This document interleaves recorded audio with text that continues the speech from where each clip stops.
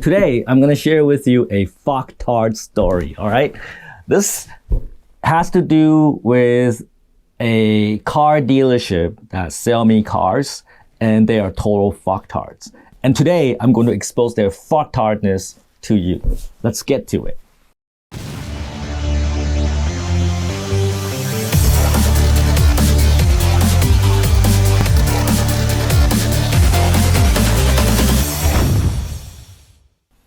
So before we start, I need a sip of this relatively good wine. Not bad. Okay.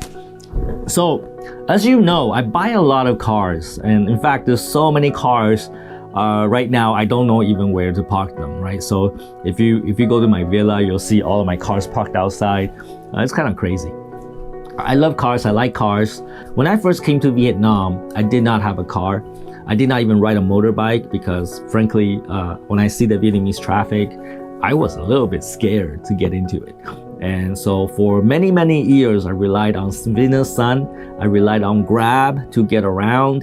Eventually, long story short, back in maybe 2019 or 2020, I decided, let's get a car, all right? And I always love cars. I have a collection of cars here in Canada, which I'm reducing right now because I don't spend enough time here in Canada.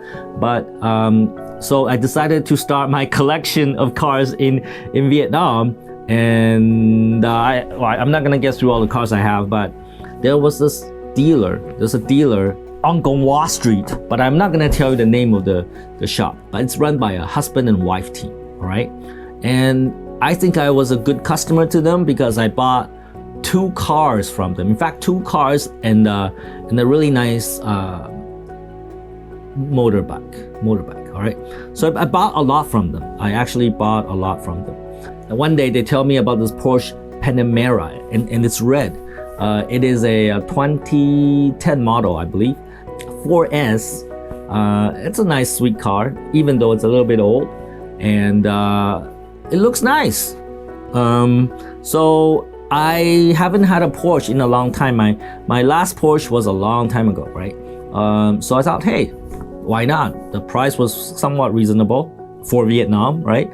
They wanted like 1.8T for it. So I thought, why not? Okay, let's do a test drive. So I took the car and then we went on a test drive with the owner of the dealership, right? So the husband of the dealership went with me on a test drive. And you know what happened?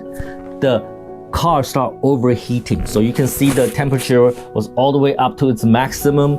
Of course, we're all very nervous. The owner of the dealer was driving and he took the car into a service shop, all right?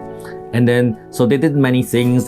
They actually used the water to cool off the radiator because apparently what happened was there's a leak in the car and then the radiator was leaking coolant, so it was not able to cool off the engine. So obviously there's a problem. And eventually went back to the dealership and I said to them that, hey, you know what? You need to fix it before we do anything, all right? You need to fix this. But you know what? I'm willing to put down a deposit, all right? I will give you a deposit. And we did a contract, all right? We did a contract. In this contract, it says that I will pay 1.8 billion for this Porsche Panamera if they fix all the problems with the car, including the radiator.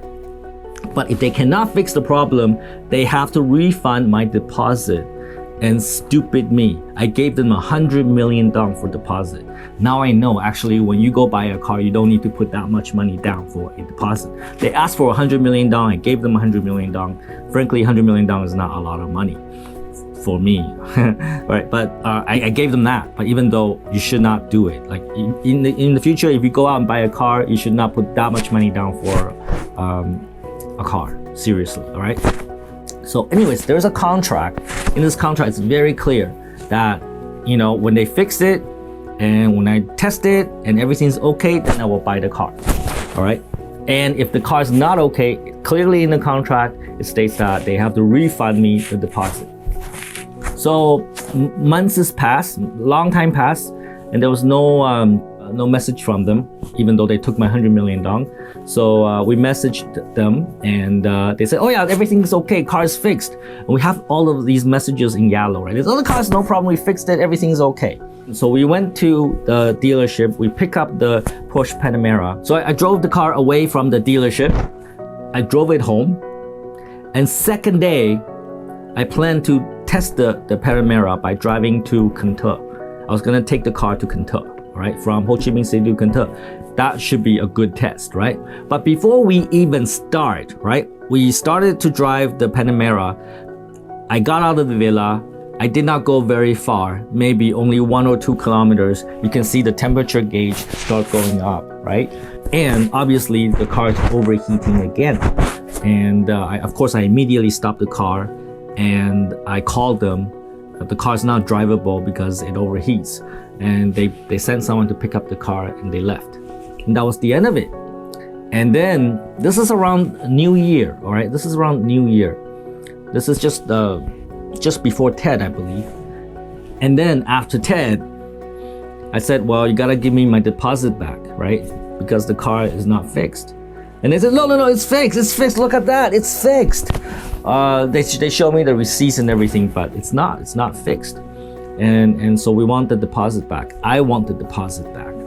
And this is when they start getting very, very angry at us, right? At me and at my company and my accounting team, because I don't go ask their money back. My accounting team, who's responsible for all my contracts and stuff, they call the dealership and say, hey, you know, the car did not work out, you gotta give us the deposit back. And that's when this dealership, this husband and wife team, they went fucking crazy. They went totally fucktard, right? So they start threatening my accountant, who happens to be pregnant, so she's extra sensitive, right? And you know how they threatened her? They said, I'm gonna come and kill you. Yeah, not only that, they also said they're gonna come kill me. So they actually said that.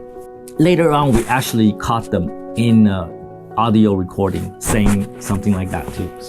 So we will definitely use that in our advantage, right? So they threatened to kill my accountant. They threatened to come and beat me up and kill me. And they thought by saying that, we would actually just like back away and okay, I don't want my money back. No, that's not how it works, because, you know, in any country, in any jurisdiction, right, you cannot threaten people with death, right? So I messaged them, you cannot threaten us, right? You cannot threaten us to kill us and stuff like that. You know, if you don't pay us back, then we have to sue you. And then you know what they said to me? They said, this is Vietnam, all right? This is Vietnam. It doesn't work. You can sue us. It doesn't matter, all right? The courts will do nothing. Exactly what they said, all right? Basically, they tried to sell us a broken car, and we realized it's a broken car. We don't want to buy it, want our deposit back. It's clearly written in the contract, and they just don't want to give us the deposit back. And when we asked for the deposit, they threatened to kill us. All right, I don't know what's the problem with some Vietnamese people, right? Whenever they have a conflict, an argument, they want to kill each other. What the fuck is that shit, right? I mean, this is one example. I mean, there are many other examples. For example, in my company, sometimes employee and employee, they have a conflict, and then they threaten to kill each other. This is fucking stupid, right? And actually, there's one time, there's an employee that got dismissed, terminated because of very low performance, and by a manager. And the employee was really like very low performance. And so terminated by the manager, but the employee was so angry, so she went to find like 5 big guys, like come to the company at the ground floor and waiting for the manager to come out. The idea was that, you know, the 5 big guys are gonna beat up the girl manager, right? That's so fucking stupid. I mean, like, why people do that kind of shit? And then there's a lot of death threat too, right? I mean, I don't know why people like threaten each other with death. I mean, really? Is that how a civilized society works? All right. And anyways, back to the point. So this dealership, I don't want to say the name because there's actually a lawsuit going on, but this dealership threatened to kill me, threatened to kill my accountant, and won't give us the money. So we sued them. We will do what is right. And after we sued them, they say, okay, how about we give you half of the money back? No. we want the whole money back. Actually, I'm paying more money in lawyer's fee to get the money back. It's not about the money anymore. We want to do what is right. We want to do what is proper. And because they said that this is Vietnam and suing them doesn't work, well, let's put that to the test, all right?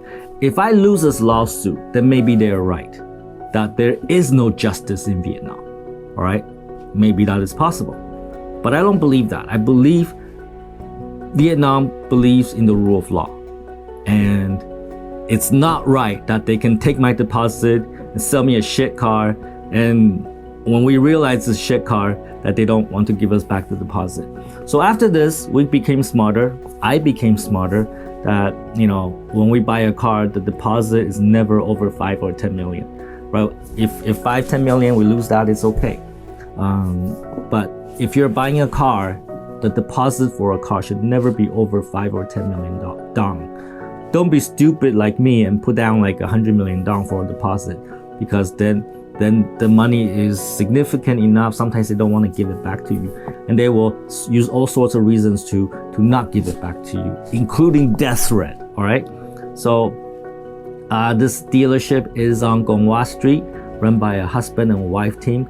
The wife is pretty crazy. I mean, the wife is the one that go around and want to kill people. I think the husband is a bit of a pussy, because even though the wife is doing all these terrible shit, the husband doesn't actually say anything. The husband just protect the wife, because I guess maybe otherwise he'd get killed too, you know, right? So I sympathize with the husband, but that wife is just fucking crazy, man.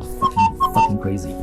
Of course, I never bought another car from them, and too bad for them, because I'm actually the best customer that they ever had. I buy the most cars from them, and after this whole incident, just because of 100 million down, they lose out on all of my future businesses. That is so stupid, right? So I just want to say total fucktard, right? Please, in Vietnam, be civilized, right? You don't need to go threaten people with death. That is just not proper. That is just so stupid. And that is totally fucktard, all right? So take some fucking action, you know? Don't be a fucktard.